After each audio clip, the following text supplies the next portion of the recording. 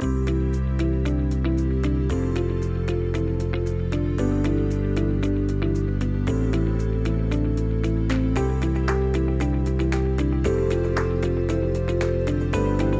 everyone, welcome back to our channel.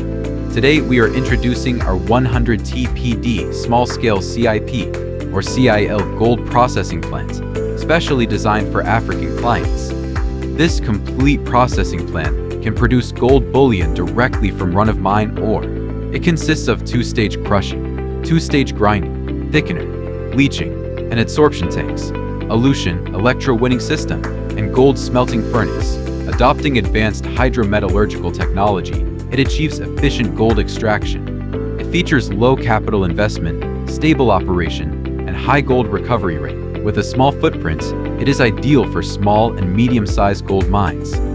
We provide comprehensive support, free civil layout drawings, equipment delivery within 30 to 40 working days, professional engineers for on-site installation guidance and worker training. We also offer customized CIP or CIL plants of 50 TPD, 200 TPD, and 300 TPD to meet diverse requirements.